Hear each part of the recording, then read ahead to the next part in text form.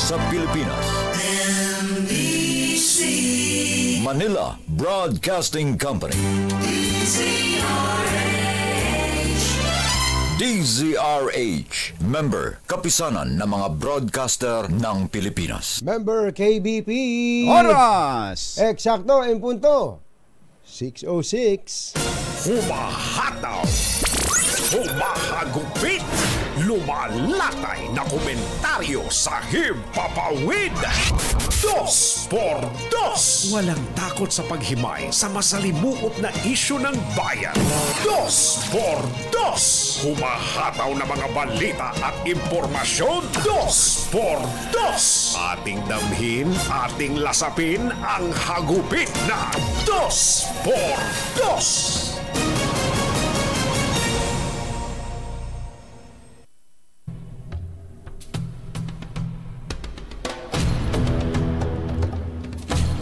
Nagsalita na ang Pangulong Bongbong Marcos at muli nitong pinagtibay ang naunang posisyon na tuloy ang pagpapatupad ng PUB Modernization Program, nakilala ngayon sa tawag na Public Transport Modernization Program o PTMP.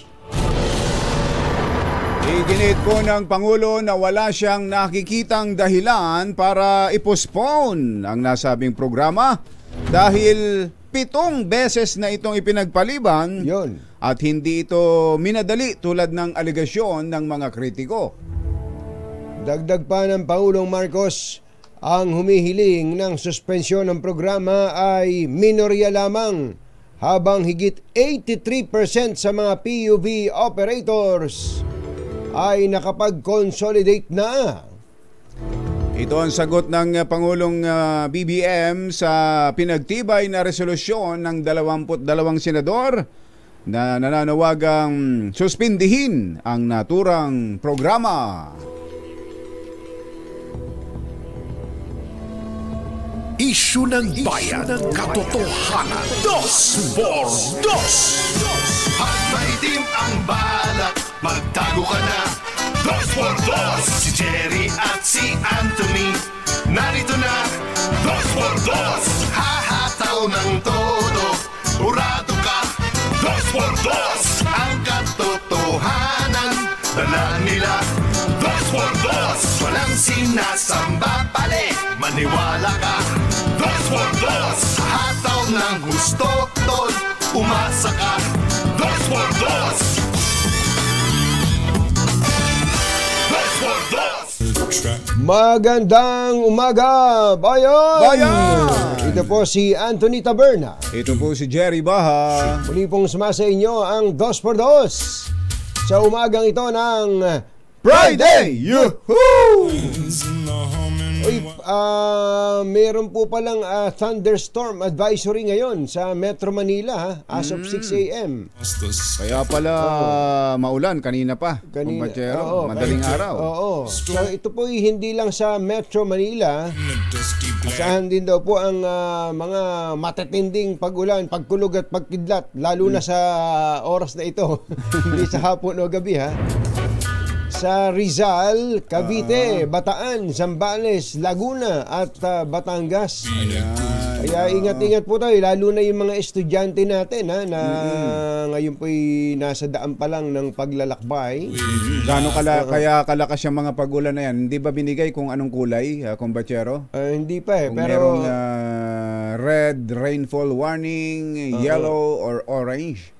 Wala pa binibigay. Kita mo yung pinakitang mapa dito, kumbachero. Wala naman ako nakitang parang violet yata yung nakikita ko. Tapos medyo may pagka green, tapos yung kapirasong may pink.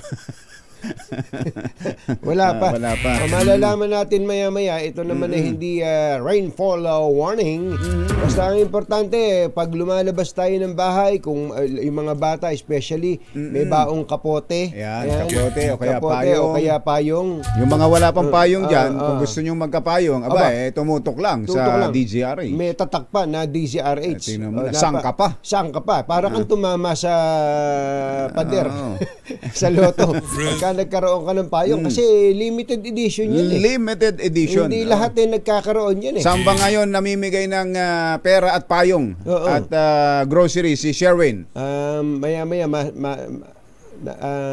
Wala pa ba? Sherwin? Kanina ay nasa Blooming Treat siya eh. Lilipat ba? Lilipat? Oo, malalaman natin maya-maya ng konti kung nasaan si Sherwin Alfaro.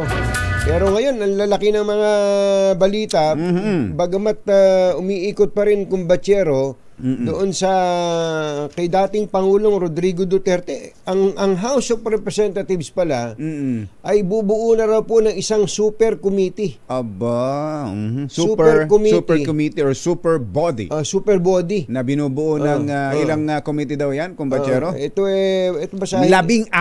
Ayun, ito nga.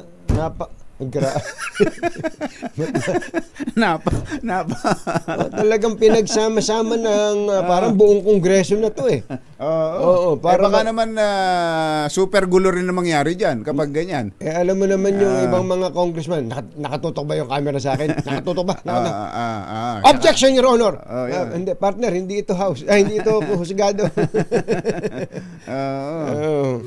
Ito daw po ay para po tumalakay sa mga issue na commonly tied to former President Rodrigo Duterte. Marami ba yun? Marami ba? Hindi ba may pogo? May pogo, may drugs. Sa drugs, oo.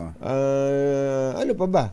Meron pa bang kapag tinanong mo si dating Senador Antonio Trillanes, marami! Hindi pa tapos ang tanong mo, marami! Ang totoo nga nun si Trillanes, naghabla na naman yata. Oo. Ano ba yung habla kumbatsero na yan? Nagsampa na naman ho ng demanda ito hong si dating Senador Antonio Trillanes laban kay dating Pangulong Rodrigo Duterte at kasama itong si Senator Bongo. May kinalaman daw po ito sa warship deal. Ayon sa frigate. Pagbili ng mga ng dalawang Navy ships.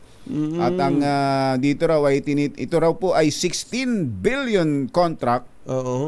Sa isang South Korean firm at ang tinitingnan daw niya dito ay hindi bababa sa 50 milyones. 50 diba? million. Ang kaya plunder eh. Ang plunder basta 50 million pataas yan eh. 50 million up. Kaya ho yan ang ipinail niyang kaso. Plunder. Bukod pa sa nauna, meron pang nauna itong si na na-file din eh. May kinalaman naman yun sa customs. Sa customs. Sa smuggling. Drugs, sa drugs pa nga yata eh. May involved pang drugs yung una niya yung final, di ba? Pati doon sa drugs.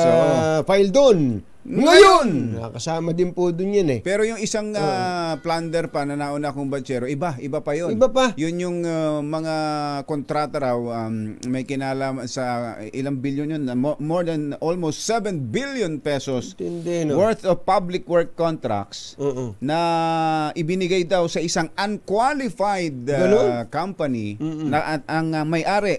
Sabi ni Senator Trillanes, alam niyo kung sino may-ari? Sino? Tatay daw ni Senator Bongo. Ganon? Tatay at kapatid. Matindi si Senator Trillanes parang ano yung kapag sinagpang ka ayaw kang pitbull. Pitbull? Talagang hindi ka kapag may tinutukan siya, talagang ayaw lubayan. Hindi ka lulubayan. Antindi. Mahirap din kalaban to si Senator Trillanes eh. Minsan kung naaaliw ka kay Senator Trillanes, sabi, galing. Pero kapag nasa receiving end ka ng mga tirada nito, mabubusit ka dito. Tama ka, pitbull eh. Pitbull ang dating. Kahit anong alis. Kahit anong pagpag mo, hindi bibitaw. Pambiras. Kapag napagdiskitahan ka niya. Pag napagdiskitahan ka. Jerry Baka at Anthony Taberna sa Dos por Dos sa DZR. Yung binabanggit mo kung batserong super body, apat lang daw pala. Apat na komite. At ito nga ay tatalakay sa lahat ng issue. Pero pangunahin nga yung may kinalaman sa Pogo. Lahat ng issue nga isinasangkot ang dating Pangulo at ang kanyang mga kasamahan At kauna-unahan daw po ito. Kauna-unahan daw po ito nagagawin ng Kamara. Kahit na busy sila sa budget. Kahit busy sa budget. Talagang tututukan nila yan. Anyway, binabati pala natin si Secretary Sani Angara, ang bagong confirmed. Bilis ng confirmation kay simbilis ng kidlat. Simbilis ng kidlat kay Secretary Sani Angara. Congratulations at aasahan mo na rin naman talaga yan. Bukod sa kwalifikasyon, sa track record. Alisin mo na yun, dati siyang congressman, dati siyang senador. Sa track record na lang, sa performance, lalo pat ang mga tinutukan niyang issue o mga concerns noon pa tungkol sa edukasyon. Laging may kinalaman sa edukasyon. Diba? Pati nga doon, naalala ko tuloy yung campaign, nung unang kumampanya siyang senador, yung kanyang commercial may kinalaman din sa edukasyon. Edukasyon talaga ang tutok ni Secretary Sani Angara. Secretary Sani, napaka-challenging ng trabaho talaga dyan, pero yayamang ikaw ay confirmed na. Pwede ka nang manghataw. Hindi lang po yung pagpapaangat ng kalalagayan ng mga guro, pagpapagaan sa buhay ng mga guro, pagpapataas sa quality ng pagtuturo at pag-angat ng edukasyon ng mga bata natin, kundi pati yung corruption dyan sa DepEd. Sana mawalis kumbatsero. Talaga. Sapagkat kapag ka namihas, ang corruption naman hindi sa taas lang. Hanggang dun sa magugulat ka, ultimo sa pagbili ng tsyok yata totoo yun. Mga kasi, supplies. Lalo na, pag nakikita nilang ginagawa ng nasa taas. Yun diba? mismo ang tutumbukin ko kumbatsero. Kasi edukasyon yan, kung ano ang ginagawa ng matanda sa tingin ng bata, tama kahit mali. Ayun. Isyu ng bayan, katotohanan. Dos por Masamang tao lang ang takot sa dalawang to. Kaya kung maitim ang balak, Magtago ka na! Anthony Taberna, Jerry Baja. Dos por dos. Dos por dos. Oras po natin, Achi, Mr. Jelom Tang, Lakyam Chapwehun. 6:18 ng umaga. Oy, yung mga taga Texon Street, Blooming Street pa rin, Oy, malapit kila Victor Dalayon Lima yan. Vic, baka pwede ka lang... Sa Texon, Oroqueta. Sa Oroqueta, tama. Diba? Malapit. Texon Street, Blooming Street, Barangay 366, Maynila. Ay nandyan po ang ating malakas team, mamimigay ng limpak-limpak na 1,000. Oras po natin, nag-time check na pala ako. Sandali po lamang, 6:18 in the morning.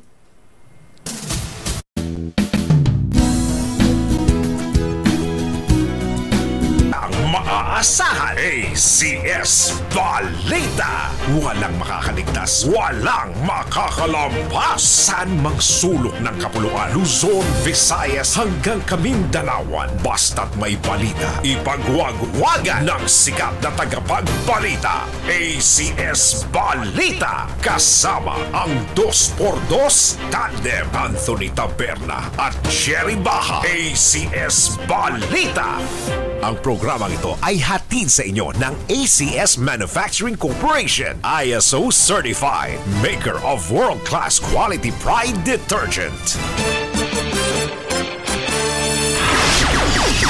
Sa ulo ng ating ACS Balita, unemployment rate bumaba ng 3.1% noong June, pinakamababa sa loob ng 2 dekada. Davao Bangkok flights ibabalik ng Cebu Pacific simula October 28. IRR ng batas para sa dagdag allowance ng mga guro nilagdaan na. Bagong plunder case isinampa ni dating Senador Trillanes laban kina dating Pangulong Rodrigo Duterte at Senator Bongo kaugnay sa frigate deal. BBM ipinagtanggol sa Kamara ang 4.5 billion confidential at intelligence fund ng Pangulong Marcos. At African swine fever kumalat na sa 6 na lugar sa Batangas. Magandang umaga Luzon, Visayas at Mindanao.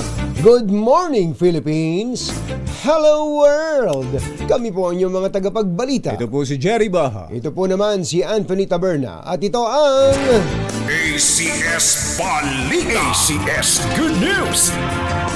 Sa oras na 6:24 ng umaga, unahin natin ang good news. Bumaba po ng 3.1% ang unemployment rate ng bansa noong June 2024. Ito raw po ang pinakamababang antas sa halos 2 dekada ayon sa Philippine Statistics Authority.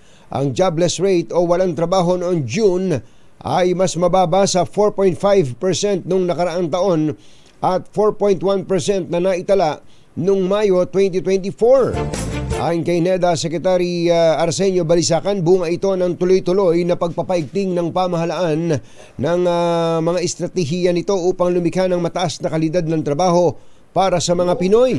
Sabi ni Balisacan na ang pagtaas ng pamumuhunan sa renewable energy, supply ng tubig, pagmimina at quarrying ay sumusuporta rin sa paglago ng trabaho. Dagdag ni Secretary Balisacan, ang Pilipinas ay nagtala ng 50.3 milyong individual na may trabaho. Nangunguna ang sektor ng serbisyo sa 58.7% ng kabuang populasyon na may trabaho. Alas 6:25 ang ating oras. Diyos maray na aga sa Indugabos mga Bicolano. Mata na kamo, gising na. Simula sa October 28 ay ibabalik na ng Cebu Pacific ang direct flight sa pagitan ng Davao at Bangkok, Thailand 3 beses kada linggo. Ilulunsad din ng low-cost airline ang daily flights nito mula Davao to Caticlan at Puerto Princesa simula sa October 27, habang 3 times weekly flight papunta at mula sa Tacloban ay sisimula naman sa October 29. Layunin nito na mabigyan ng higit na ginhawa ang mga manlalakbay na gustong pumunta sa Thailand mula sa Mindanao Island. Upang mahikayat ng mga travelers na maglakbay, may alok na seat sale ang Cebu Pac hanggang August 15. Bebenta sila upuan. Oo. Magbibigay daan sa mga pasahero na mag-book ng kanilang flight sa mga karagdagang ruta sa halagang kasing baba ng piso. One-way base fare ng travel period ay mula October 21 hanggang sa March 31, 2025. Alas 6:26 ng umaga, maayong aga mga pinalangga, bugtaw na kamo, gising na. Pinaunahan ni Education Secretary Sani Angara ang ceremonial signing ng Implementing Rules and Regulations o IRR ng Kabalikat sa Pagtuturo Act na ginanap sa Senate Building, Pasay City. Dinaunahan ito ni Senate President Chis Escudero at Senator Bong Revilla na pangunahing may akda ng nasabing batas. Sa ilalim ng Kabalikat sa Pagtuturo Act, tataas ng 5,000 ang annual teaching allowance ng mga guro ngayong taon mula sa dating 3,500. At magiging... Yan ba yung chalk allowance? Na dating ang tawag chalk allowance? Palagay ko. Kasi inalis na yung chalk allowance kasi. Inalis na yun eh. Kasi wala naman ng masyadong gumagamit ng chalk ngayon. Baka yung iba... Eraser, meron. Meron. Pambato yun. Sayang din. Pambato din ng teacher yun. Sa mga makukulit. Pero wala na yun. Wala na ngayon nun. Bawal na yun. At magiging 10,000 naman sa susunod na school year. Doble. Madodoble. Pinasalamatan ni Secretary Angara, co-author ng nasabing batas, ang kanyang mga dating kasamahan sa Senado at Kamara na tumulong para maipasa ang panukala sa pagpapataas ng teaching allowance ng mga guro. Oy, mga teachers, wala ba tayong libre dyan? Ayos. Alas 6:27 ang ating oras. Maayong buntag kaninyong tanan mga Bisaya. Mata na mabudiha, gising na ba kayo? Kinasuhan ng panibagong graft at plunder case ni dating Senador Antonio Trillanes, sina dating Pangulong Rodrigo Duterte, Senator Bongo at iba pa. Kaugnay ito sa 16 na bilyong pisong Navy Frigate Acquisition Project nung nakalipas na administrasyon.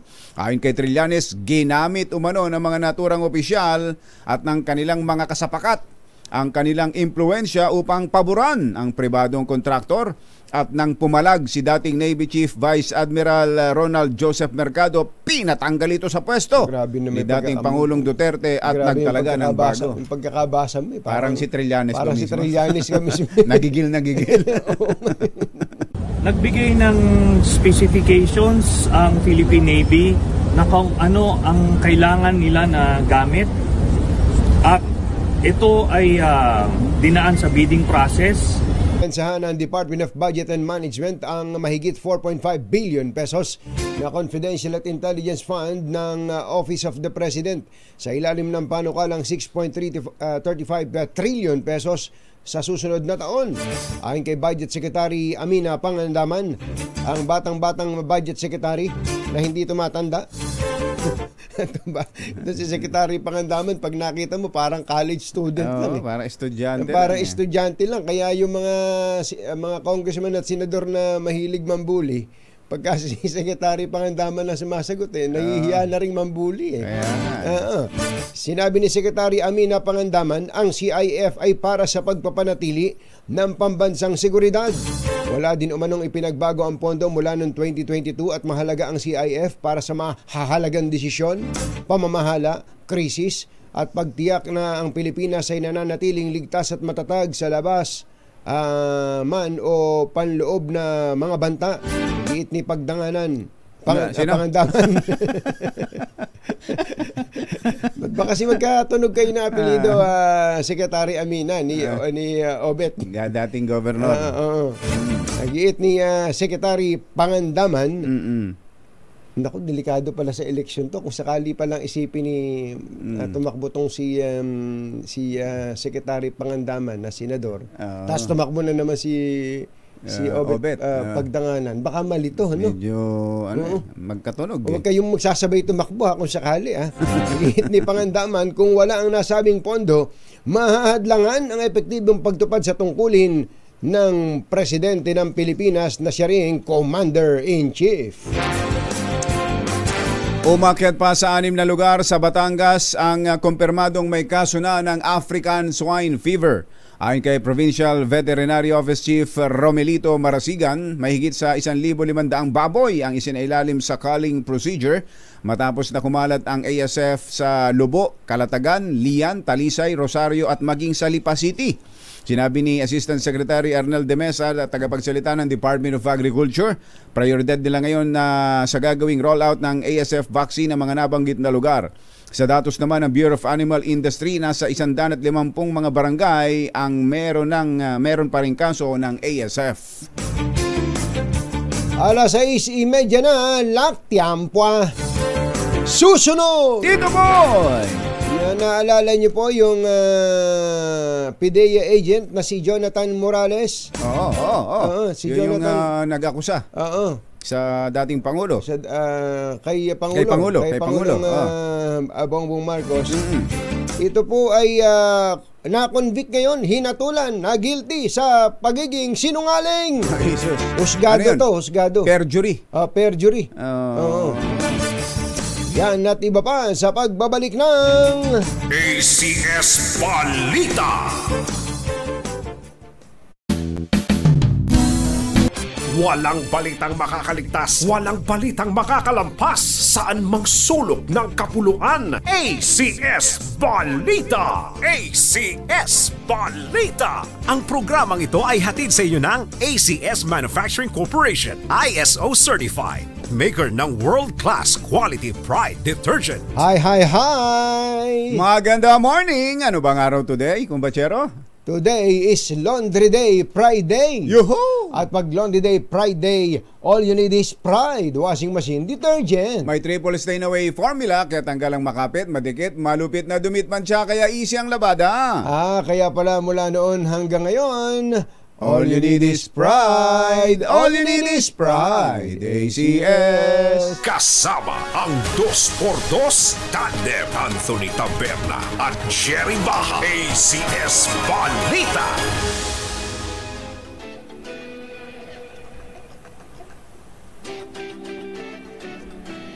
Alas 6:38 po ng umaga, kausapin natin si LTO Chief Assistant Secretary Vigor Mendoza. Asek, magandang morning! Si Katunying po at saka si Ka Jerry. Good morning, Katunying, Ka Jerry. Good morning po. Po sa inyo. Opo, ang Pangulong Bongbong Marcos po nagsalita na tungkol dito sa PUV Modernization Program. Tuloy kahit po meron pong hiling ang mga senador. Hindi ba ang LTO ang nanguhuli dun sa mga bumibiyahe pa kahit hindi nakasama sa consolidation? Hindi ho namin hinuhuli yung mga hindi sumasama sa consolidation. Opo. Ang aming naka-focus katudig yung unregistered. So, consolidated ka ba o hindi, basta unregistered ka, pahuhuli ka.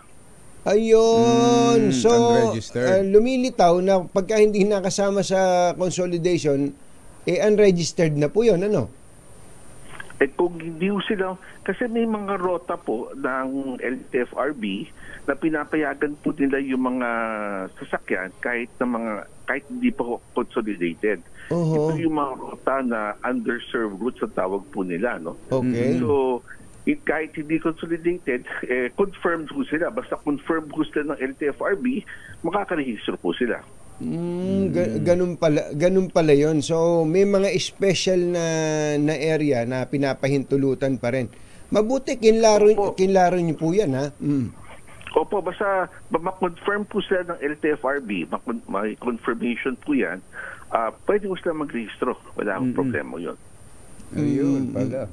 At least, malinaw po yan, ha? Doon po naman sa unregistered, ito pong ang unregistered ay hindi lang ito sa mga PUVs, pati sa mga private motorists. Ayan, Opo, lahat po yan. Motosiklo, tricycle, lahat po yan, pati private cars. Madali ho bang magparehistro na ngayon, Asek? Yung dating laging concern natin tuwing tayo magkakausap, napadali nyo na po ba ang pagpaparehistro? Mas madali po ngayon, pero mas may kulang pa gusto pa natin na mapabilis, convenient sa pasahero, no? Kaya pinag-aaralan na namin po itong online motor vehicle registration. So, dati na meron yan, pero hindi yung masyadong ginagamit. So, itong taon na to, itong next few months ng 2024, yan po pinag-aaralan po natin kung paano natin mapapagamit sa ating mga motorista itong online motor vehicle registration. Ang nagiging problema daw ho yata ay kulang pa tayo dun sa ano tawag dun, yung pinupuntahang lugar, yung PMBIC. Kulang pa ba tayo talaga doon, Asek? Kulang pa ho. If you look at it on the nationwide point of view, no, may mga lugar na walang PMVIC. Ayun, pero paano ho yun? It doesn't mean to say hindi sila pwede mag-online motor vehicle registration. No? Basta magpa-testing po sila, magpa-inspection, pwede sila mag-online. Hindi na sila kailangan pumunta magbayad sa ating district offices. No? Yun na, mas kailangan namin i-push out itong motor vehicle inspection para hindi ho magsiksikan sa district offices namin, no? Minsan wala akong lugar. Doon daw po nagkaka-problema dahil yung iba absent sa trabaho. Kasi wala namang LTO pag Sabado-Linggo. So magpaparehistro sila during office hours, absent, tapos hindi pa rin aabutin dahil kulang nga, mahaba ang pila. Ang pinupush namin dyan, Ka-Jerry, yung ating mobile LTO offices, to yung i-patrol po natin na pumupunta ho sa mga barangay po yan, even weekend. Para sa ganun, hindi ho masyadong ma-inconvenient yung ating motorista. Kami na po pumupunta sa mga barangay. At ito, ipapalawakin po natin. No? We are hoping to be able to do this per province, down to the municipalities and down to the barangays, no? In coordination with the LGUs. Parang LTO na po nalapit sa tao, hindi na po tao nalapit sa LTO. Opo, pero yung pong requirement ng inspection, hindi ba kung walang PMVIC, pinapayagan pa ba yung smoke emission lang, yung katulad ng dati, yung ano ba tawag doon, PETC? Opo. In the absence of a PMVIC, yung PETC po ang kailangan pwede pa rin. Smoke emission, plus yung physical inspection ng ating LTO. Ayun. Yun hong magbigay ka lang ng 500, ayos na, hindi ka na pupunta. Oo nga, yun nga. Yung no-show, no? Walang kahirap-hirap. Non-appearance. Opo, parati ko kinakwento ko sa taong to. Nako, sabi ko, mismo yung sasakyan ko, yung driver ko, pinano show, sabi ko. Pero binigyan ko. So, yan talagang challenge natin, Ka-Jerry, Ka-Tujin, yung no-show na yan. No? Kaya nga. Meron po kaming mga panukala, we will pilot run it in some district offices para ma-minimize if not totally eradicate itong no-show na to. Pupunta ho talaga dun sa non-appearance o no-show ang mga magpaparehistro. Kapag ganyan kahirap magparehistro, kahit gusto nilang sumunod, kung kulang sa smoke emission, kulang sa PMBIS, kahit gusto nung may-ari ng sasakyan na sumunod, mapupunta na lang talaga yun doon sa no-show. Ang nakita natin modelong maganda, Ka-Jerry, itong ginagawa nga ngayon na pumupunta sa mga subdivision, yung LTO, at nakita natin yung response ng mga residente doon sa subdivision na yun. Pero dito sa amin po, sa subdivision namin, may mga ganyan. Sa inyo din ba? Meron. Meron. Ayun, masipag yun. Medyo mahal lang ng konti at may patong ho yata, Asek? May patong pa yung gano'n?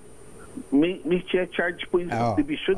Di ba? Yung subdivision ang nagcha-charge? Meron.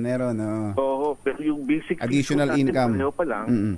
Pero sabi ko nga, kailangan dyan, ibaba natin sa mga barangay, hindi lang sa mga subdivision. Tama. Ilan na po ang gano'n ninyo, yung mobile LTO, Asek? Kulang pa dito sa Metro Manila, we have 6, no? Kulang. Ay, kulang talaga. Para pala kayong Kadiwa Center. Kulang.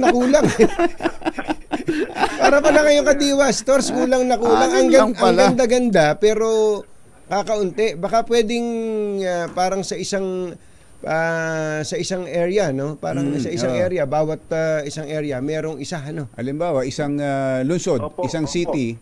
Tinan mo sa number of cities lang dito sa kulang na anim pala.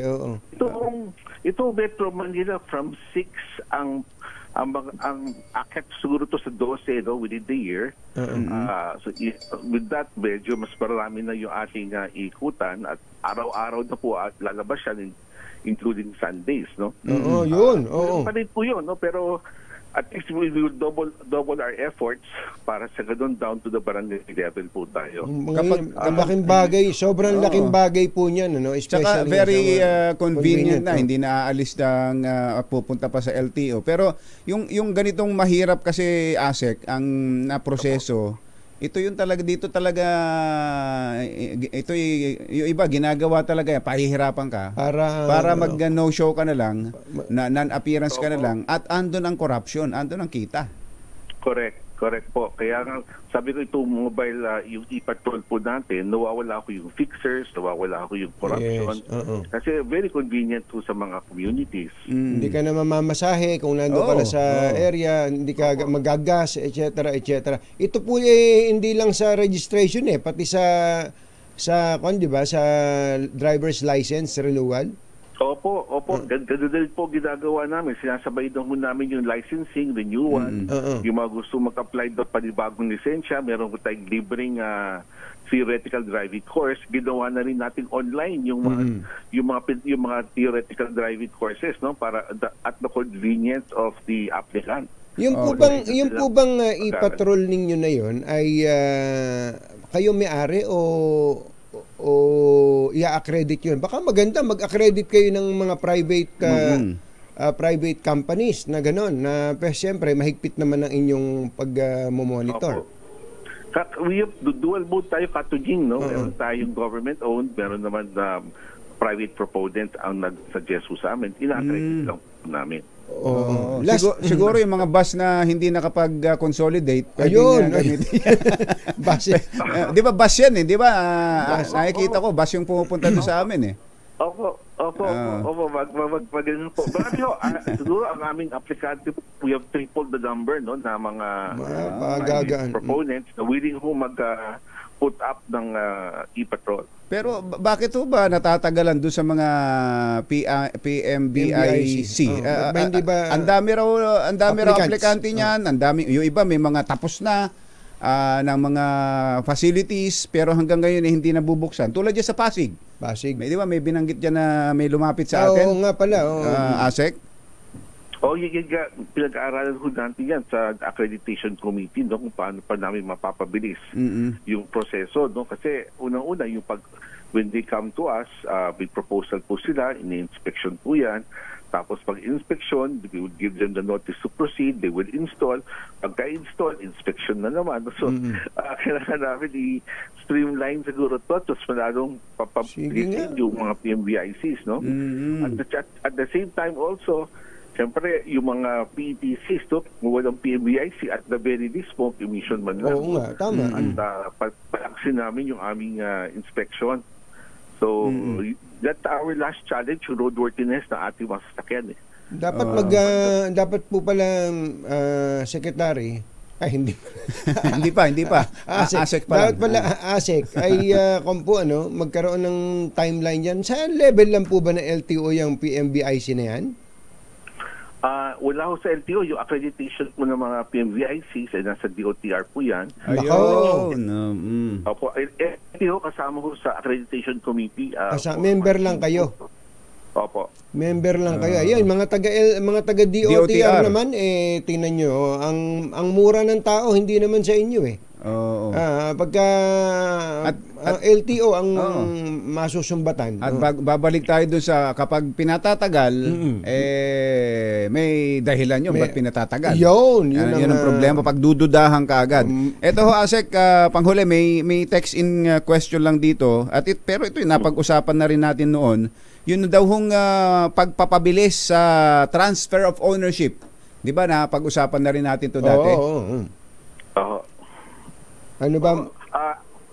Alam nyo, kahapon lang pinag-uusapan namin yan, yung mga transfer of ownership. No, maglalabas na ako kami ng panukala bukas ko niyan. Magkakaroon ng online feature rin ho yan, no, na para mas mapabilis. Pero maglalabas ho tayo ng panukala that they have to register yung sale. Para hindi ho sila ma-penalty, no, sa bagay na yan. Pero dun ho sa mga past sales, kahit huwag na natin penalty, basta i-register lang ho nila within a specific period of time. Nakausap na rin ho namin ang nag-coordinate rin kami sa PNP para yung pagkuha ho ng PNP clearance, no? Dito rin ho sa LTO para hindi na ho sila pumupunta kung saan-saan pa to make it more convenient for them. Para kasi sa bawat transfer, kailangan may PNP clearance yung macro-etching po na ginagawa, kailangan pa rin po yun, Asek? Opo. Kailangan pa rin. Pinag-aaralan namin with PNP, no? Baka pwedeng, multiple sale na yan, baka pwedeng isang macro-etching lang kasi marami tayong masasakyan siguro, palipat-lipat na ng ownership. May mga ganun may mga ganun. Bawat transfer may macro-etching assign sa oras. Baka pwedeng isang macro-etching na lang para mas-simplify yung procedure, mas mapabilis pa natin. No? So yun ang ating ginagawa sa transfer na we're streamlining procedures with PNP and LTO para mas madali. Kasi kung mahirap na naman, hindi gagawin ng ating mga kasamahan yan. No? Kung masyadong tedious yung process, sa gabal sa kanila, so hinahanapan natin ng paraan na madali sa kanila, including the PNP clearance. Yes, sir. Naku, pasensya na, pahabol na lang. Meron pong mga nagrereklamo pa rin dito, mga bagong sasakyan daw, wala pa rin plaka hanggang ngayon. Ano ba nangyari? Dyan, Asek? Ito katunig this morning, araw-araw may pinupuntahan po ako dealer. Kasi talaga makaawa na kami sa dealer. Marami na tayo na penalize sa dealer. From fines to suspension. Kailangan talaga ilabas nila yung mga plaka niyan. We did our inspection sa Visayas at nakita natin may ibang dealer, nakatambak pa rin yung plaka sa kanilang ang bira. Mario Joseph. Ito isang malaking dealer sa Quezon Avenue na napupuntahan ko mamaya. April 2023 pa binili yung sasakyan. So, dealer ng kotse po ito, ha? Ng kotse po. Kotse po to. Iba pa yung motosiklo. So, nagkakaproblema po kami sa dealer. Hindi pa po na-perfect po yan. Quezon Avenue po ito. Clue. Quezon Avenue po. Ito nga pupunta. After this interview, diretso na ako para napin lang yung plaka. Sabi ko, bakit naman over 1 year? Over 1 year. Nasa kanila lang ang plaka.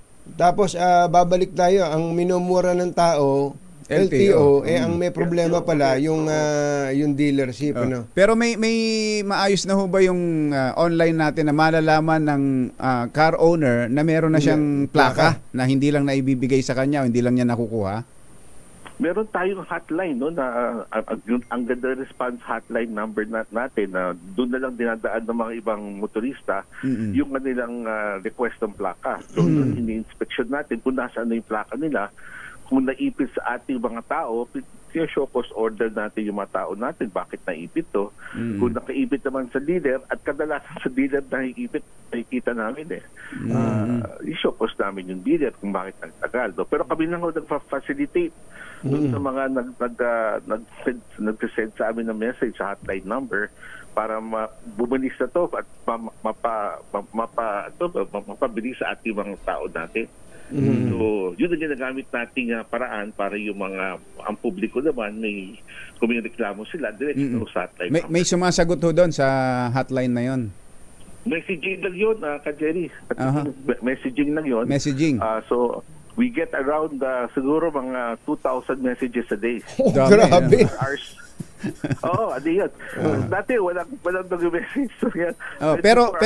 Pero may tumitingin ho talaga doon sa mga messages at may umaaksyon.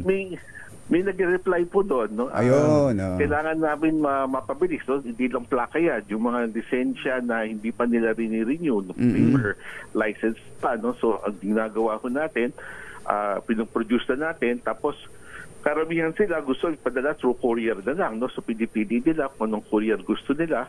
Tapos binabayaran nila yung courier of their choice. Ayun, no. Padala house to house na. Tama. Ayos.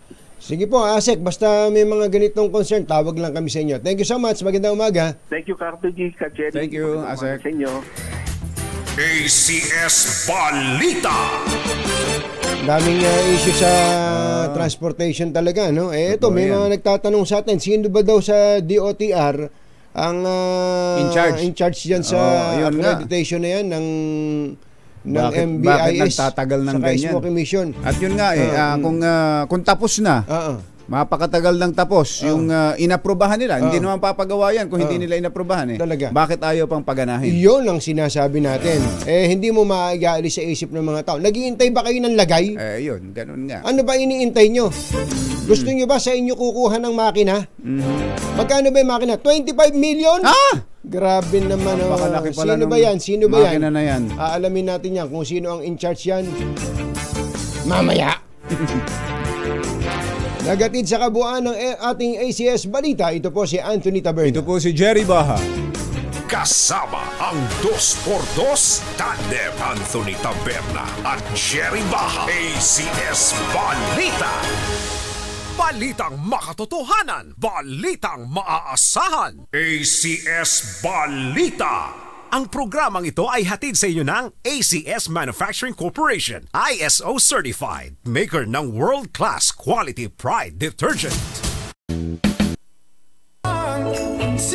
Yung may sinusubaybayan po tayong balita. Abangan po nyo sa ating paunahing balita. Dahil nagpasya pala ang Court of Appeals kung Bachero na i-freeze ang mga ari-arian ni Pastor. Humanda ka, Pastor! Oo, ni Pastor Apollo Kibuloy. Nako. Paano yan? Bagong balita yan, mainit-init pa yung balita. Pinapalo po natin yan mula sa Court of Appeals. Samantala ay dun sa nagtatanong, sino ba yung ayaw maglabas ng accreditation dyan sa DOTR para sa MBIC? Kaya sino nga ba yan? Nagkakaloko-loko yung registration ng mga bagong mga sasakyan. For renewal. Hindi bago pala, yung mga luma na. Kasi bago, wala namang hindi kailangan yan 3 years. 3 years, 3 years pa. Eto, na-discover na natin. Ikaw na naman! Sino daw ba? Ikaw na naman pala! Secretary Jimmy Bautista, ito na naman pala. Sino bang Yusek ang in charge dyan? Si Yusek Rainier Yebra, ikaw na naman. Anak ng siya na bakang naman. dalaga, oo.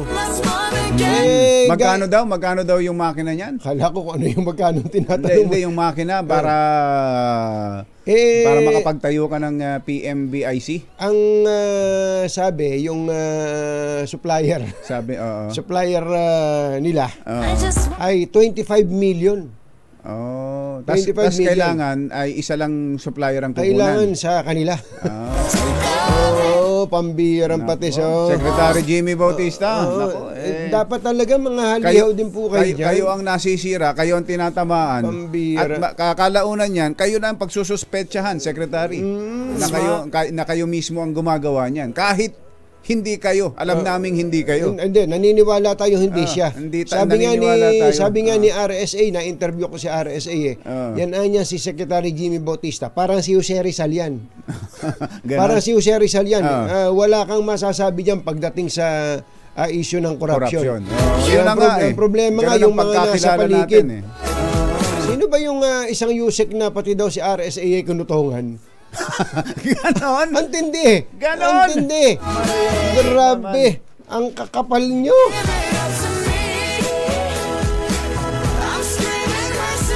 At Anthony Taberna sa 2x2 sa DZRH. Pasok na muna natin si Sherwin. Sherwin, sandali lang. Mag-i-intro lang ako para medyo maganda ang intro mo. Dahil 85 taon na ang kauna-unahan sa Pilipinas at ang MBC mas gumanda na, mas pinalakas at mas pinalawak pa ang pamimigay ng ating papremyo. Ito ang DZRH Mas Malakas Promo, kung saan pag naabutan namin kayong malakas ang nakikinig o nanonood sa DZRH ay mananalo ka ng instant 1,000 pesos at may kasama pang grocery bag ng DZRH. So ano pang hinihintay ninyo? Tutok na sa nangunguna kauna-unahang radyo sa buong Pilipinas, DZRH. Una sa Pilipinas, una sa Pilipino. Sherwin, go! Kasi hindi umi-echo. Naglaro din ba kayo nito nung bata kayo? Baka lumikit yung bibig mo dyan sa... Baka mahagip niya ng nguso mo, ha? Oo. Hinala ko, hindi naman din ako sumatayan. Pero, wala ka sa nahuli natin na nakikinig sa DZRH. Itong tindahan na ito, isa sa mga legendary na pinupunta ng mga taga-Maynila kapag gusto nilang kumain ng napakalambot na pata, nilagang pata at saka na spare ribs. At nagulat tayo, nandito nakikinig ng DZRH. Pasok tayo dito sa kanilang lugar. Ayan, dito sa gilid yan, niluluto pa yung ibang mga tangkap. Yan, pero ang sikat patatim ba yan? Patang nilaga. Nilagang pata. Dahil sikat na sikat ito sa Blooming Creek. Ang tindi niya, no? Bonjing, Diana Lynn, legendary patang sparing since 1980s. At ang dahil may radyo sila. Pagka nakasakas ang radyo, ayan o, ito yung radyo, ayan o, nakikinig sila ng DJ. Tapos kumakain ng mga tao. At mga kakausapin. Teka, malambot ba talaga yan? Masarap ba talaga yan? Malambot? Parang hindi naman. Parang hindi naman, Sherwin. Nawala. Naputol. Naputol ka, Sherwin. Naputol si Sherwin, no? Titikman sana ni Sherwin, eh. Oo nga, ayun na. Titikman ni Sherwin kung talagang... Napapanood ka namin, Sherwin. Sige nga, tikman mo nga. Pwede mong ulitin yan. Tatawagan ka uli namin, Sherwin. Ayan, naririnig ka na namin. Naririnig ka na namin. Yung pag tinitignan mo pa lang talagang mahihilo ka na. Hindi, pero collagen yan eh. Si Ate Diana Lynn, na kayo po ang asawa ni Tatay Bonjing. Ayan, Anthony? Ayos sila palang mag-asawa ang in charge dyan. Oo, at talagang dinadayo ng napakarami. Pati mga food vlogger, ayan yung kanilang tarpaulin papakita ko lang. Ano pati ba pangalan? Food vlogger, nagpupunta pala rito para kumain at tikman yung kanilang mga kasama ng DZRH. Uy, tingnan mo nga. Anong pangalan ng tindahan? Mga food vlogger sa Tatay Bonjing and Diana Lynn's legendary pata and spare ribs. Meron ba silang delivery? Nagde-deliver din kayo? Hindi. Ganun daw. Pwede i-order tapos ipapadeliver. Pabili. Pasabay. Sa isang araw, nakakailang kayong kilo ng ganyan, mga spare ribs, tsaka pata. 20 kilos, yung ribs, 20, ilan na, 10 po. Wow. Nakakailang kilos po kami araw-araw. 50 kilos araw-araw. Tindi, no? Napakaswerte at napakasarap. At masipag sila. Ang sarap ng sabaw. Oo, Katunying at saka Jerry. Pero, nagulat tayo, bakit kayo nakikinig sa DZRH? Yan po yung nakakakisindan pag madaling araw. At talaga naman, sino paborito ng announcer sa DZRH? Si Jerry Baha. Andre Taberna, Jerry Baha. 2x2, meron kang 200 pesos, 1,000 pesos. Yay! Tinan mo nga naman, nakikinig lang sa DZRH yan. Meron din sila nga matukuha nga umbrella, DZRH umbrella. Yun. Tindi, Yung sumasabi sa cornballs. DZRH t-shirt. Maraming salamat. Asa si Tatay Bonjing? Napuputol-putol. Ako maraming salamat din sa inyo. Tapos siyempre, maraming salamat din sa mga patuloy na tumututok at nakikinig sa DZRH. Sherwin. At mga kayo na susunod dating winner. Si Tatay Bonjing, wala dyan ngayon. Yung? Si Tatay Bonjing, wala dyan ngayon. Si Tatay Bonjing? Oo. Andito nagluluto. Siya nagluluto. Para makita nyo, Kuya Tonying. Iniwan yung kaldero pala dito sa labas na kumukulo na yung mantika. Nagsibak ng kahoy. Kainom naman, talagang ang mag-asawang ganyang kasipag, partner sila sa nabuhay. Pagluluto, hanggang sa pag-askaso sa mga kumakain. Sila din yung nag-askaso. Masarap ba? Tanungin mo ngayon kumakain kung masarap talaga. Yan. Tignan mo nga, masarap daw ba? Masarap po. Ay, mga taga-JNT to. Tikman mo nga. Tikman mo nga. Ayun, kanin. Puro kanin lang. Kanin yung sinubo. Kanin lang puro kanin. Pakita mo yung pata. Ay. Yun! Ang lambot. Ginutom tuloy ako. Panalo. Ang lambot daw ng pata. Sulit ang pagkain. Si Tatay Bonjing, ngayon pa lang. Nagtatayo lang. Sipag. Ayos, Sherwin. Tatay Bonjing. Kailangan mo sa ni Katunying. Ni Jerry. Ayan si Tatay Bonjing. Ano po? Basa ng ulan. Nabasa. Naku, napakasipag. Ayamot, magpalit muna ng damit. Ibigay mo muna yung t-shirt. Dahil nabasang-basa. Nagpaulan na yan. Tatay Bonjing, ikaw pala nga legendary nga sikat dito sa Blooming Treat dahil sa pata mo.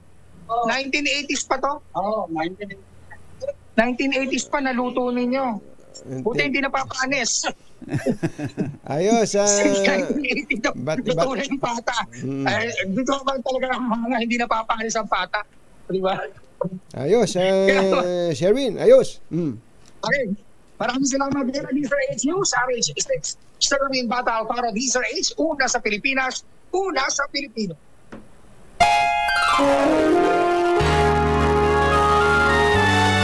Kauna-unahan sa Pilipinas. NBC Manila Broadcasting Company. DZRH. Member, kapisanan ng mga broadcaster ng Pilipinas. Member KBP. Oras! Kapopoy. Engineer Tony Nanggel. 7:12 ng umaga. Balitang bagong-bago. Balitang dapat alam mo. Balitang magdadagdag ng talino. Dahil bagong impormasyon, makibalita. Unang-una sa DZRH. Pangunahing balita. Kasama ang 2x2 tandem nina Anthony Taberna at Jerry Baha. Sa ulo ng ating mga pangunahing balita, 61% ng mga Pinoy nasisihaan sa performance ng Pangulong Bongbong Marcos. Secretary Abalos may pinakamataas na rating sa mga miyembro ng gabinete. Senado, tinabla ni Pangulong Bongbong Marcos pagpapatupad ng jeepney modernization tuloy.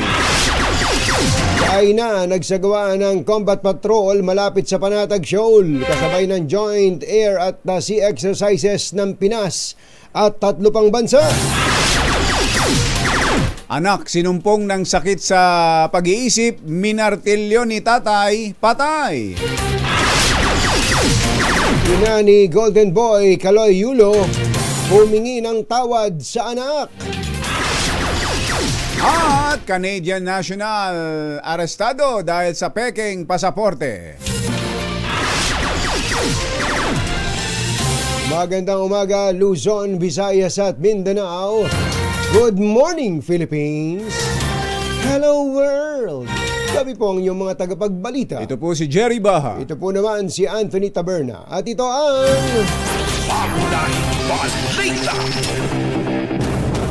Guilty sa kasong perjury ang dating PIDEA agent na umano'y may listahan ng mga drug user na kinabibilangan pa ni Pangulong Bongbong Marcos. Sa desisyon na inilabas ng Pampanga Regional Trial Court, hinatulan si Jonathan Morales ng 4 na buwang pagkakakulong dahil sa pagbibigay ng false testimony o pagsisinungaling. Under oath yan. Under oath laban sa 2 suspected drug traffickers. 8 taon na ang nakalilipas sa kanyang tagal ng kaso. Yun lang ang problema. Biro nyo, perjury, tapos inabot ng ganyan. Tapos ang sentensya, ganito lang. 8 buwan lang. Ay, 4 na buwan 4 lang. na buwan. Sa kanyang nagdaang testimonya, sinabi kasi ni Morales na lihitimo ang ginawang anti-illegal drug operation kina Aaron Tan at Albert Cochua. Pero sa cross-examination, binawi niya ang testimonya at sinabing hindi lihitimo ang naging operasyon. Kundi, ayon kay Morales, tinamnan lang ng ebidensya ang 2 suspect bilang utos daw ng kanyang superior. Pero walang nakitang sapat na ebidensya ang judge sa sinabing ito ni Morales. Kaya hinatulan na guilty sa kasong perjury at 4 na buwang pagkakakulong. Yun. Ang problema dito sa Pilipinas, ang perjury, ganito lang kababa ang sentensya. Kaya, magkano multa? Baka naman sa multa malaki yan, kumbatsero. Yung pang ubos ang kanyang kayamanan. Mauubos ang 1,000 niya. 1,000 pesos tapos 4 months na pagkakakulong. Na pwede pang probation. Pwedeng probation. Walang kulong. Actually, walang kulong to pagka ganito kaikli ang sentensya. Doon pala sa record ng hukuman, nung bawiin daw po ni Morales yung kanyang naunang testimonya, sinabing siya daw ay inutusan lang nung kanyang hepe, nung kanyang hepe na si Director Lyndon Aspacio at tinakot daw siya na siya ipadadala sa Tawi-Tawi pag hindi siya sumunod. Ganun. Iyon, kaya mag-iingat-ingat po tayo sa mga ganyan, no? Mga kung yan kayang-kaya niya under oath na. Kayang-kaya nilang sabihin yan under oath, magsinungaling. Paano hindi under oath? Kaya pala nung mga nakakarinig tayo ng mga ng mga yung tawag doon na witness for sale. Witness for sale. Ganun lang pala. Paano? Kikita ka ng malaki, magsinungaling ka lang. Kulong ka lang ng 4 na buwan. Papayag na ako doon. Papayag talaga, kumbatsero. Kaya alam mo sa atin sa Amerika, ang perjury big deal. Big deal ang perjury pagka ikaw nagsinungaling under oath. Talaga. Sobrang malaki ang pananagutan mo. Pero dito, sus, Mariano kain doon. Baka araw-araw pwede kang magsinungaling basta may bayad. 7:17 ng umaga. Sa ibang balita, arestado ang isang Canadian matapos tangkaing lumabas ng bansa gamit ang isang peking pasaporte sa Clark International Airport, Pampanga. Batay sa ulat, hinarang ang 64 anyos na lalaki nang hindi lumabas sa travel system ng Bureau of Immigration ang pandayuhan niyang Certificate of Registration. Sa verification, lumitaw na ang nagpapakilalang Canadian national ay isa palang Korean.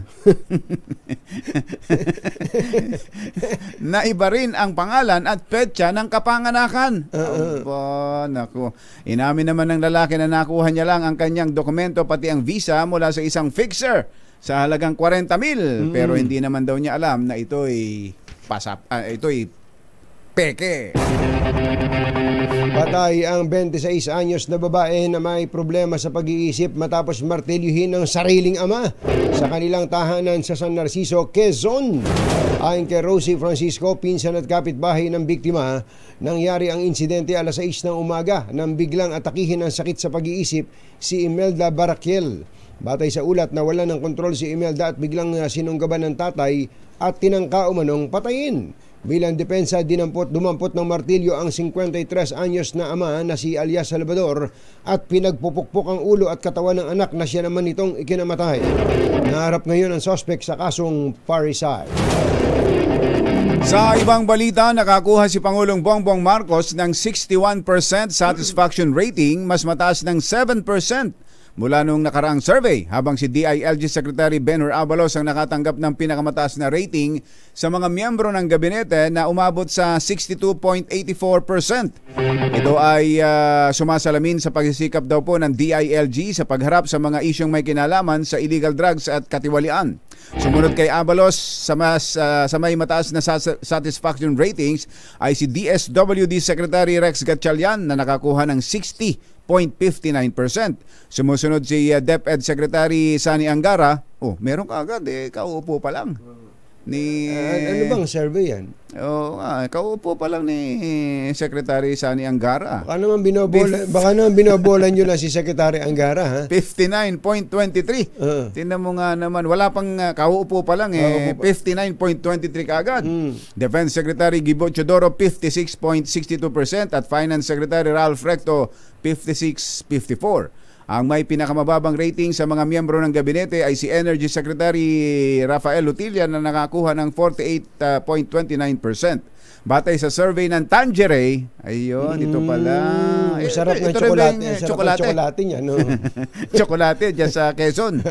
Uy, may nyug-nyugan pala dyan sa Quezon. Nyug-nyugan Festival. May nyug-nyugan na festival, Doktora. Bukas. Ay, bukas na nga pala yan. August 9 hanggang 16. Hanggang next week.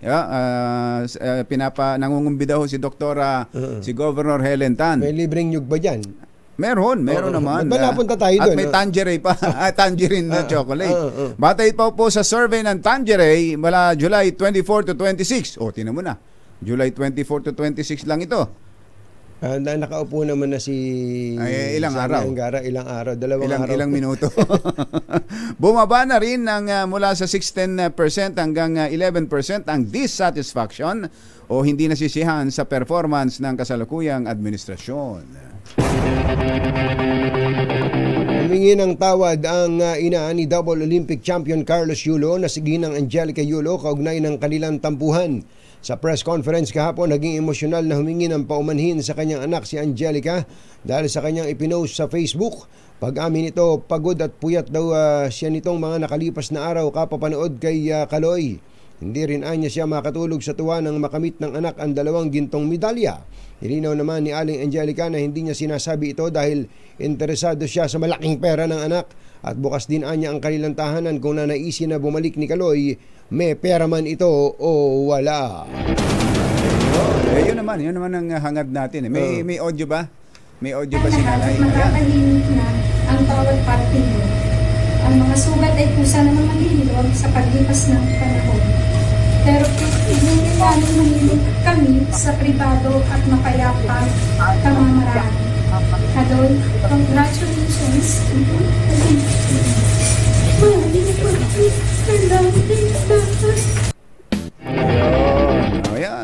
Yan ang magandang simula. At sana ganun din sa panig ni Kaloy. Yung sinasabi natin kumbatsero na pagdating na dito, sasabihin niya, uuwi muna ako. Doon muna ako sa bahay. Yun ang pinakamaganda. Doon naman may nagtanong pa tungkol sa ayaw ba niya talaga doon sa kay Chloe. No comment, sabi niya. Pinakamaganda na yung naging sagot niya na ipaubaya niyo na sa amin. No comment. No. Baka meron siyang hinahangaan. Hindi na nabanggit yung pakalat-kalat. Samantala, Sinimulan na kahapon ang 2 araw na Joint Sea and Air Patrol Exercises ng Pilipinas, US, Australia at Canada sa loob ng Exclusive Economic Zone ng Pilipinas.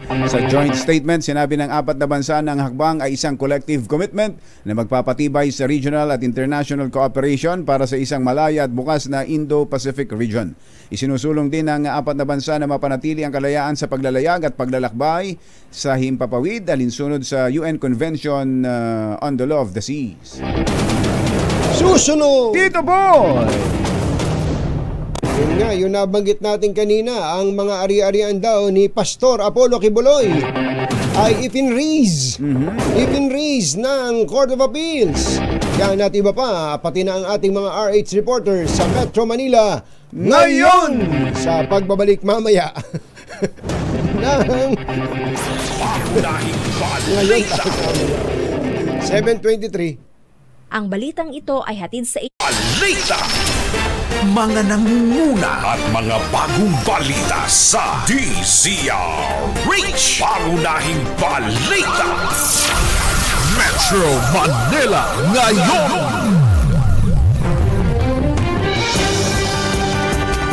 Unahin natin ang balita mula kay RH25 Grace Ansano. Yun daw pong bigas na 29 pesos per kilo mula sa contract farmers ng NIA o National Irrigation Administration ay niluwas na sa Maynila. Ayan. Aba, saan ba mabibili yan? 25 Grace Ansano. Coming Grace!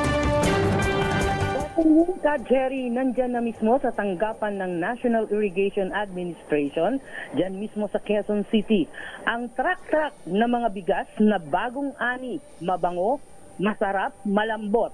Yan yung mga inaini ng mga contract farmers kung saan ito yung ipinangako ng ating administrasyon, PBBM at ng NIA administrator na si Engineer Edgardo Gilen. So kahapon pa hinahakot na mula rito sa Central Luzon yung mga inani at giniling na mga bigas ngayon. At ito ay mabibili sa 29 pesos sa ilalim ng bagong bayaning magsasaka at NIA tungo sa makabagong Pilipinas. Layunin nito na matugunan ang pangakahirapan ng ating mga kababayan na makabili ng mas mura. At dito nga, sa pamamagitan ng programa na may mga tumugon na mga magsasaka sa ilalim mga Irrigators Farmers Association ay inani na at giniling.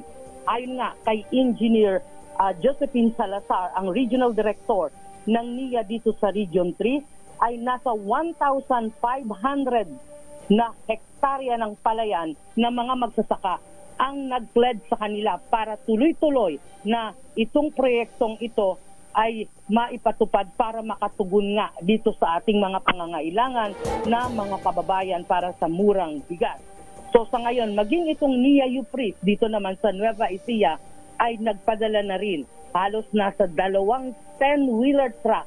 Ito ay tumitimbang ng 10 kilo kada suko. Kada sako. Yeah, kumusta naman, Grace? Maganda ba itsura? Ano itsura? Nung bigas? Maganda. Maganda. Naisaing mo na ba? Naisaing mo na ba? Na-testing ko eh.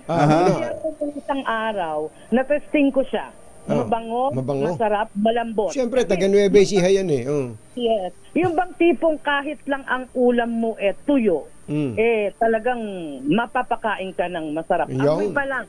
Yes, ganon. Kasi tayo, mga taga rito sa Nueva Ecija, sanay tayong kumain ng yung mabango-bango, masarap. Yun, siyempre, bagong ani yan eh. Yan ang kagandahan. Bagong, hindi katulad nung imported, ilang buwan na yun eh. Ilang buwan na, laon na, tapos na, di ba? Medyo may amoy na, laon na eh. Bagong ani, pagkaani mula sa palay, giniling, ito na, presto, bigas na. Ayun, makakain na abangan na ng mga taga Metro Manila yan. Thank you, Grace. Abangan nila dyan sa mga NIA Kadiwa, mabibili na nila ang 29 pesos kada kilo. Yan ang ating update para sa DZRH. Ito, si RH25 Grace Vera Sansano, una sa Pilipinas, una sa Pilipino. Metro Manila ngayon. Mukhang nakarating na. Mukhang na. nakarating na yung mga naunang bumiyahing truck mula dyan sa Nueva Ecija dahil ando na sa NIA si RH5 Val Gonzales. Kamin Val! Yari at tanto ay natagdagan na nga itong mapupuntahan ng publiko dito sa Metro Manila para makabili ng murang bigas at iba pang mga produktong agrikultura. Direkta mismo, parang bumili ka ng direkta sa iba't ibang mga rehiyon sa bansa.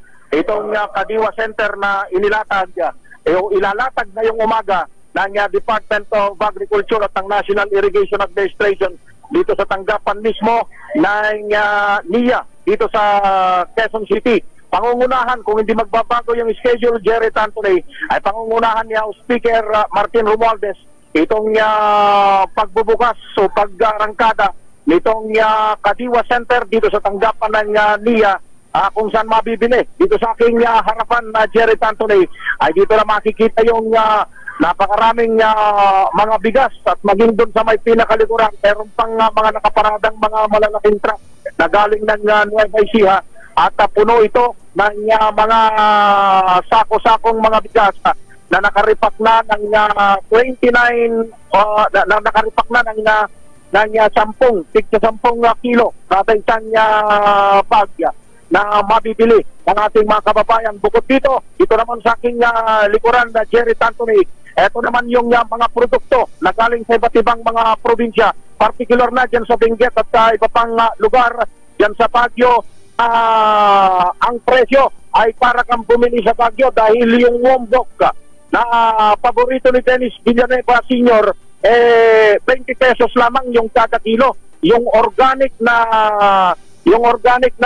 cabbage o itong repolyo ay mabibili mo lang 30 pesos lamang yung kada kilo. Itong repolyong ito na kung bibilhin mo dito sa mga palengke ngayong oras na ito, kung dyan sa bahagi ng Kamuling public market, 80 pesos yung kada kilo, pero dito ay 30 pesos mo lamang. Murang-mura, no? At saka sariwa, no? Kitang-kita mo yung sariwa, eh.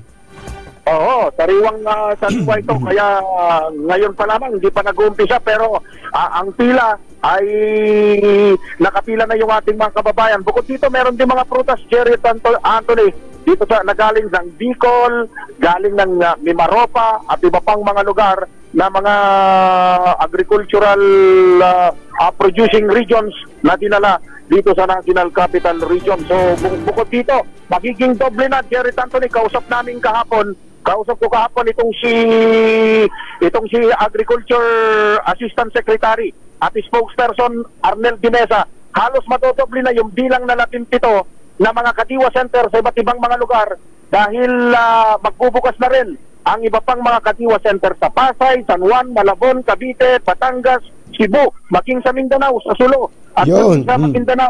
Oo, at maging sa Visayas Region sa Samar. At dito lamang sa Rizal, merong 4 na mga bagong magbubukas na mga Kadiwa Center. At ito ay tugon ng iba't ibang ahensya ng gobyerno sa panawagan at nais ni Pangulong Ferdinand Bongbong Marcos Jr.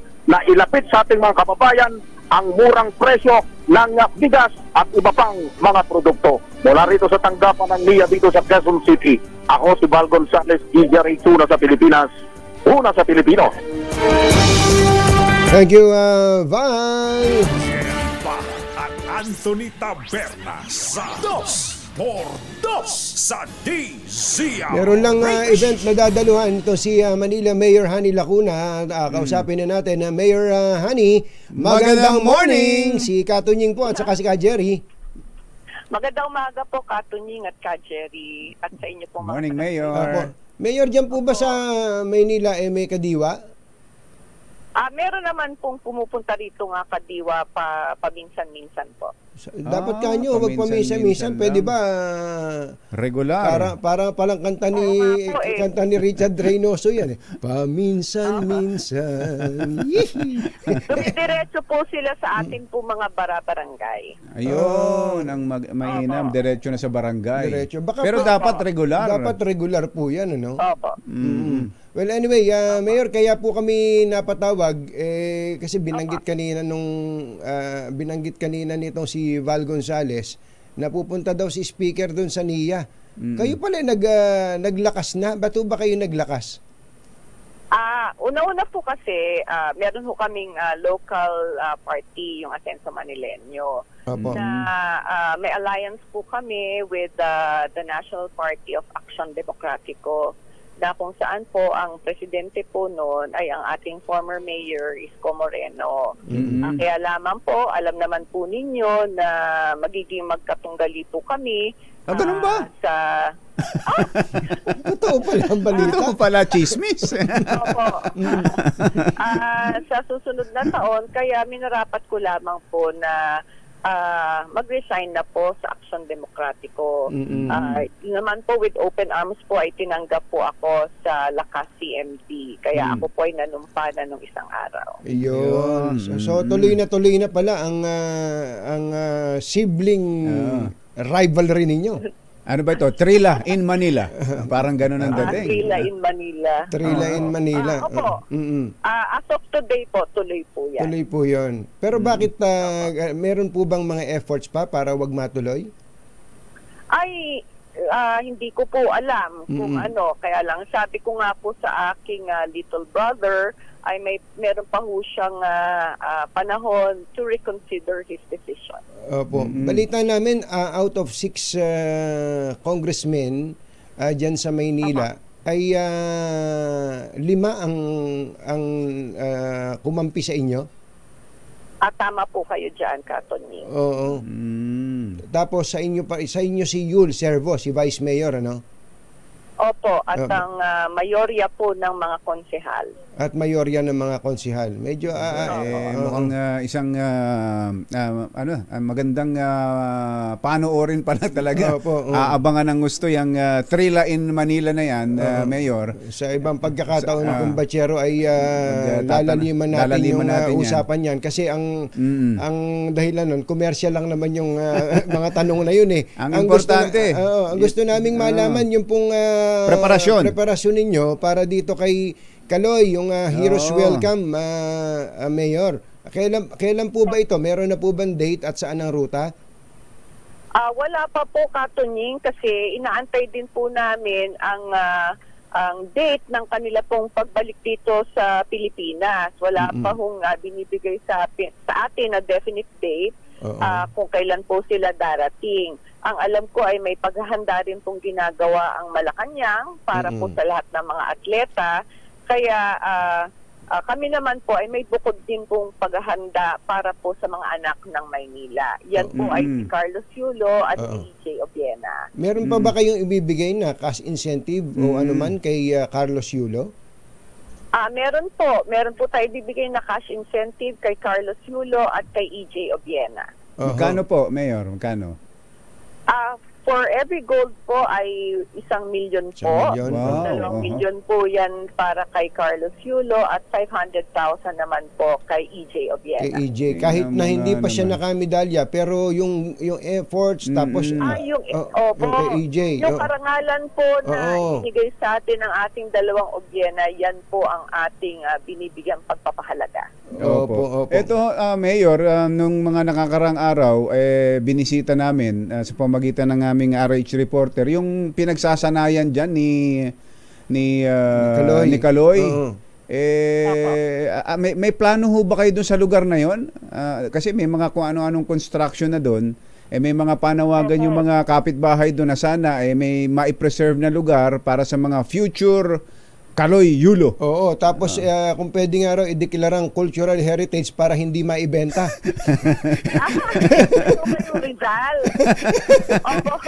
Baka daw kasi maibenta. Hindi, meron ng parang park doon sa lugar nila. Park lang sa Liberisa. Sa Liberisa? Sa San Andres Sports Complex po bang sinasabi ninyo? Hindi po eh. Meron pong isang parang park. Meron pong isang maliit na park diyan sa may magkakapitbahay sa may Liberisa. At mukhang may itinatayo ng building, tapos yung isang parte ay mga parking, na ginawang parking. Ay, hindi po, wala po akong nalalaman na may ganyan pong meron pong ibebenta na property ng Maynila. Hindi po. Hindi po. Definite po ako niyan. Hindi po, kasi mahirap na, baka may yung pala yung paraiso ng Batang Maynila. Ayun, hindi po. Ang nagde-develop po dyan sa paraiso ng Batang Maynila ay ang lungsod ng Maynila in cooperation po with the MMDA. Wala pong gagawin dyan na pagpapatayo ng parking lot na nababanggit po ninyo. Ano pong gagawin dyan? Anong gagawin? Phase 2 po yan eh. Phase 2 po yan ng ni-redevelop na po na park ng paraiso ng Batang Maynila. Sports complex din po yan. Ayun. Opo. Basketball court pa rin po yan. Pwede pala itong ipangalan na kay Carlos Yulo. Dito pala tumatambling-tambling si Carlos Yulo. Maliit pa siya. Nung maliit pa, diyan nagtatatumbling, sabi nung lolo. Pati mga kalaro. Po kayo dyan. Kaya mas maganda siguro, may lugar dyan na ipangalan sa kanya o may lugar na gawin bilang pag-alaala sa kanyang kontribusyon. Ano, Mayor? Tama po kayo dyan. Ang Konseho po ng Maynila ay naghahanda na ng mga ilang resolusyon para po sa pagpugay po kay Carlos Yulo at kay EJ Obiena. Opo. Mayor, salamat po sa inyo. Thank you po sa pagtanggap sa tawag kahit meron po kayong inaasikaso. Maraming salamat. Magandang umaga. Umulan naman kaya hindi kami makapagsimula dito sa Arroceros. Ganun po ba? Teka, may mga tanong pa kami. Madali kami ng madali tapos umuulan naman pala, hindi pala kayo makalabas. Oo, lakas po ng ulan ngayon outdoor po kasi ito. Biodiversity po, ginagawa po nating pagpapahalaga sa turismo, lalong-lalo na po dito sa Arroceros Park. Opo, yung ibibigyan ko lang po ng konteksto yung sinabi namin kanina na kung pwede ma-declare ang cultural heritage yung paraiso ng Batang Maynila, baka kasi maibenta pa. Opo. Siguraduhin po natin na hindi yan maibenta. Ayun, yun po yun. Opo. Thank you po, Mayor. Magandang umaga po. Magandang umaga po. Magandang umaga po. Si Mayor Hani Lacuna ng Maynila. Nagpaliwanag tuloy si Mayor, hindi namin ibebenta yan. Pangunahing balita. 7:45, sandali po lamang. This time check is brought to you by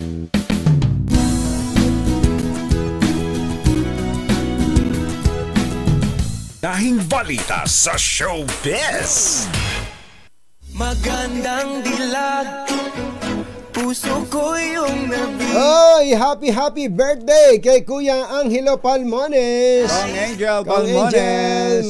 Idol namin yan. Idol ang 2x2 yan. Maliliit pa tayo. Maliliit pa tayo. Grabe. Iniidolo na natin yan hanggang sa mag-abot tayo sa DZMM. Yes. Malaki po ang papel ni Angelo Palmones. Pambihira itong sa parang tribute ito.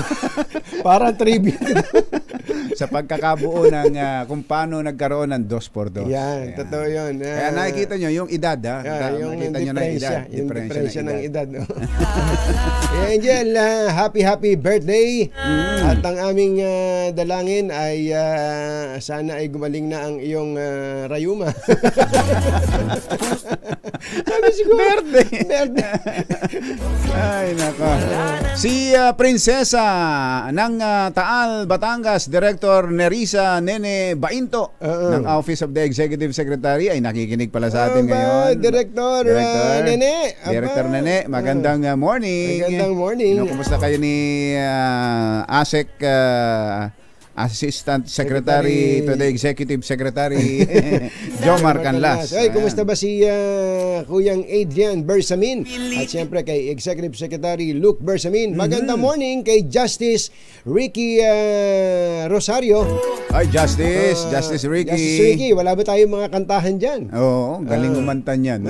Pero maraming mga justices natin talaga ang magagaling kumanta. Mga hindi kasi hindi wala sa koral. Si Justice J-Lo kaya.